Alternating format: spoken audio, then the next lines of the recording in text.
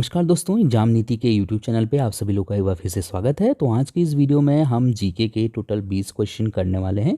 आप मुझे कमेंट करके बताइएगा कि इन 20 में से आपने कितने का आंसर सही किया है। अगर आप इस क्विज में पास होना चाहते हैं तो कम से कम 20 में से 15 का आंसर मुझे बिल्कुल सही सही बताइएगा। तो कमेंट करके ज़रूर बताना कि कितने लोगों ने सही आंसर दिया है। क्या आपने 20 में से कितने का आंसर सही दिया है, ये ज़रूर बताइएगा।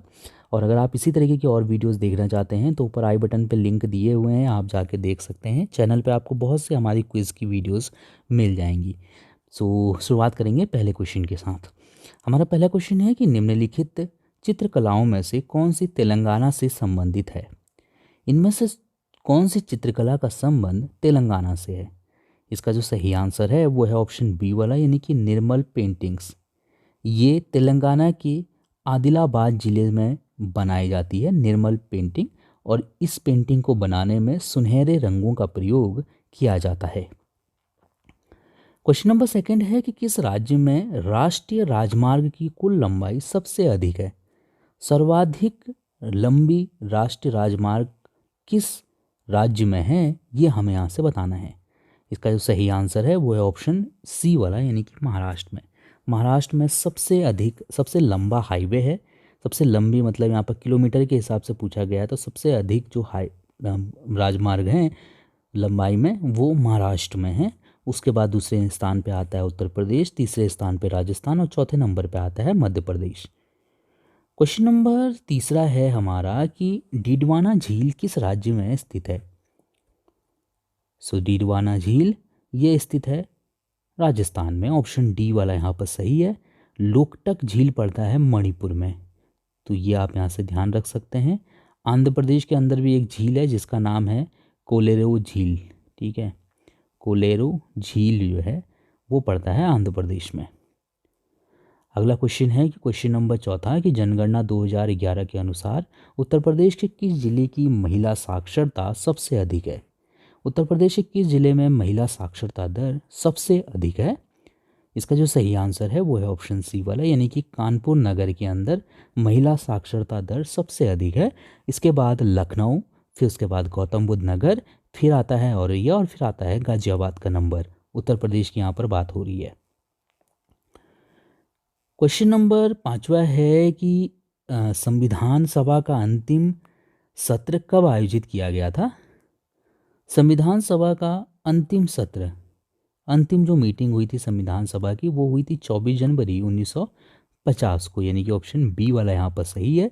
अगर पहली मीटिंग कब हुई थी ये पूछा जाएगा आपसे, तो ये पहली मीटिंग हुई थी 9 दिसंबर 1946 को। कहाँ पर हुई थी मीटिंग? नई दिल्ली में। क्वेश्चन नंबर छठवां है कि निम्नलिखित में से किस रसायन का उपयोग एंटी फ्रीजिंग के लिए किया जाता है।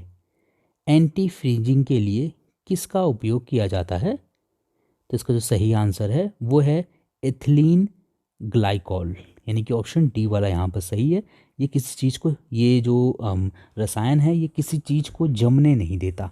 ठीक है, तो ये आप यहाँ से ध्यान रख सकते हैं। क्वेश्चन नंबर सातवां है कि गुप्त काल के दौरान किसने प्रयाग प्रशस्ति शिलालेख की रचना की थी। प्रयाग प्रशस्ति शिलालेख की रचना हरिसेन के द्वारा की गई थी, तो ऑप्शन सी वाला यहाँ पर से सही है। हरिसेन किसका दरबारी कवि था? तो ये समुद्रगुप्त का दरबारी कवि था। ये भी आप यहाँ से ज़रूर याद रखिएगा क्योंकि ये भी एग्जाम में पूछा जाता है। अगला क्वेश्चन है क्वेश्चन नंबर आठवां कि सूखा रोग निम्नलिखित में से किसकी कमी से होता है। अगर किसी व्यक्ति को सूखा रोग है तो उसके अंदर कमी होती है फॉस्फेट और कैल्शियम की, तो ऑप्शन बी वाला यहाँ पर से सही है। सूखा रोग विटामिन डी के कारण भी होता है, तो ये भी आप यहाँ से ध्यान रख सकते हैं। क्वेश्चन नंबर 9 है कि किस राज्य में संस्कृत को द्वितीय राजभाषा का दर्जा दिया गया है। कर सकते हैं आप इसको। द्वितीय राजभाषा उत्तराखंड की है संस्कृत, या आप यहाँ से ध्यान जरूर रखिएगा। उर्दू जो है उत्तर प्रदेश में द्वितीय राजभाषा है और संस्कृत कहाँ पर है? उत्तराखंड में। क्वेश्चन नंबर 10वां है कि हिंदी के पश्चात भारत में दूसरी सबसे अधिक बोली जाने वाली भाषा कौन सी है। भारत में सबसे ज़्यादा हिंदी बोली जाती है और उसके बाद दूसरे स्थान पे आता है बंगाली भाषा का नंबर। सो ऑप्शन सी वाला यहाँ पर से सही हो जाएगा। क्वेश्चन नंबर 11वां है कि दक्षिण भारत की सबसे प्राचीन भाषा कौन सी है। दक्षिण भारत की सबसे प्राचीन भाषा है तमिल। तमिल भाषा द्रविड़ शैली की सभी भाषाओं की जननी मानी जाती है। सो यहाँ पर ऑप्शन ए वाला यहाँ पर से सही है, सबसे प्राचीन भाषा है ये दक्षिण भारत की। क्वेश्चन नंबर 12वां है कि किस भारतीय भाषा को इटालियन ऑफ द ईस्ट कहा जाता है। इसका सही आंसर है तेलुगु। सो ऑप्शन सी वाला यहाँ पर सही हो जाएगा। क्वेश्चन नंबर 13वां है कि भारत का एकमात्र राज्य कौन सा है जिसके राजभाषा अंग्रेजी है। भारत में एकमात्र राज्य नागालैंड है जहाँ पर जो राजभाषा है वो अंग्रेजी है। नागालैंड की राजधानी कोहिमा है। तो ये आप यहाँ से ध्यान रख सकते हैं। क्वेश्चन नंबर 14वां है कि कौन सा मुगल शासक चित्रकारों का सबसे बड़ा संरक्षक था। सबसे अधिक चित्रकारों को संरक्षण दिया था जहांगीर ने। सो ऑप्शन सी वाला यहाँ पर से सही है। शाहजहाँ की अगर बात करते हैं तो ये स्थापत्य कला के अंदर इसने काफ़ी काम किया था और चित्रकारी में जहांगीर ने काफ़ी काम किया था। जहांगीर में एक तरीके से चित्रकारी का स्वर्ण युग कहा जाता है जहांगीर के काल को। क्वेश्चन नंबर 15वां है हमारा कि लठमार होली का संबंध कहाँ से है। लठमार होली जो होती है वो उत्तर प्रदेश के बरसाना में होती है। सो ऑप्शन बी वाला यहाँ पर से सही हो जाएगा। क्वेश्चन नंबर 16वां है कि पेट्रोलॉजी किसका अध्ययन है। पेट्रोलॉजी किसका अध्ययन है। सो पेट्रोलॉजी अध्ययन है चट्टानों का। सो ऑप्शन सी वाला यहाँ पर से सही है। जब भी चट्टानों की उत्पत्ति, संगठन, वितरण और संरचना का अध्ययन किया जाता है तो वो पेट्रोलॉजी के अंदर किया जाता है। हिंदी में इसको सैलकीय बोलते हैं, सैलकीय। क्वेश्चन नंबर 17वां है हमारा कि हमारी छोड़ी हुई सांस की हवा में कार्बन डाइऑक्साइड की मात्रा लगभग कितनी होती है। जो हम सांस छोड़ते हैं उसमें कार्बन डाइऑक्साइड की मात्रा कितनी होती है। तो इसका जो सही आंसर है वो है ऑप्शन ए वाला यानी कि 4%। कार्बन डाइऑक्साइड 4% होती है जो हम सांस छोड़ते हैं उसमें।